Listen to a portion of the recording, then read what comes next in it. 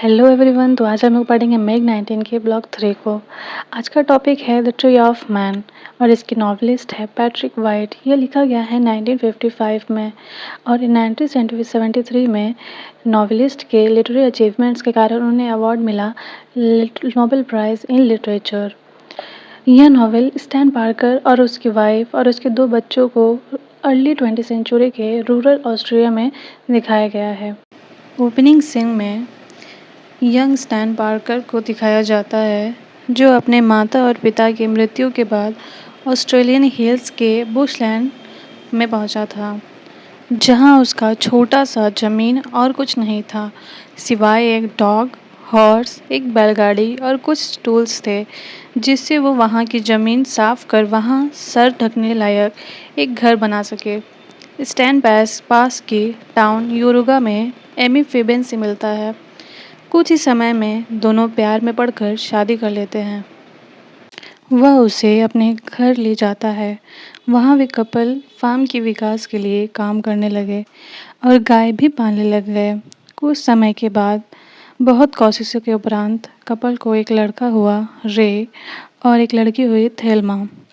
वह remote area भी जहाँ वे रहते थे वे भी विकसित हो गया।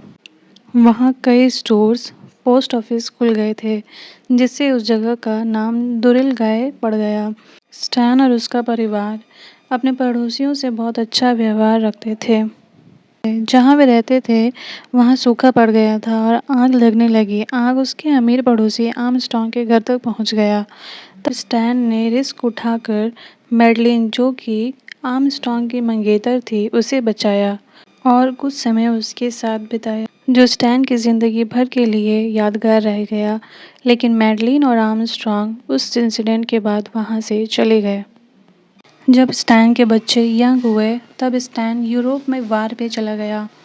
वार से लौटने के बाद उसे इंसानियत और किस्मत से विश्वास हट गया था। स्टैन और एमी के रिश्ते में भी कुछ तनाव आ गया था। एमी का अफेयर एक सेल्समैन लियो के से हो गया। एक दिन जब स्टैन घर आया तो किसी और आदमी का कार देखकर वो वहाँ से टाउन चला गया। वह घर में नहीं गया क्योंकि वो डर गया कि वह कुछ भयानक ना देख ले। टाउन से वो ड्रंक होकर घर आया, लेकिन एमी से उसने कुछ नहीं कहा। उसके बाद भी वे साथ ही रहते थे क्योंकि वह एक दूसरे के डिपेंडेंट थे। रे एक प्रॉब्लमेटिक बच्चा था। वो श्योर नहीं था कि वो अपनी लाइफ में क्या करेगा। स्टैन ने रे को डांटा तो वह घर छोड़कर स्टीमर में काम करने लगा। उसने एल्सी नाम की लड़की से शादी कर लिया और उससे एक बेटा हुआ जिसका नाम उसने रे ही रखा। एल्सी को छोड़कर एल्डर रे बाहर ही रहता था। एल्सी को एक लेडी लोला के पास रखा था। लोला से भी रे को एक लड़का था, उसका नाम भी रे ही था। कुछ समय बाद एल्डर रे कुछ इल्लीगल काम में पकड़ा गया। वो अपनी फैमिली से हमेशा पैसा मांगता रहता था। आखिरकार बैंगलिस में रे का मर्डर हो जाता है।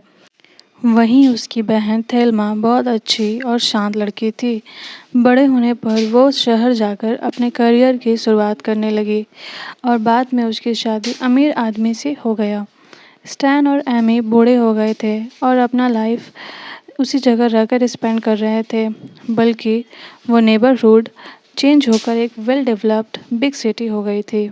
इस वीडियो में बस इतना ही। आशा करती हूँ आपको ये समझ में आया होगा। अब मिलते हैं नेक्स्ट वीडियो मैग 19 के ब्लॉग 4 में। तब तक के लिए stay tuned, like, share and subscribe and thank you.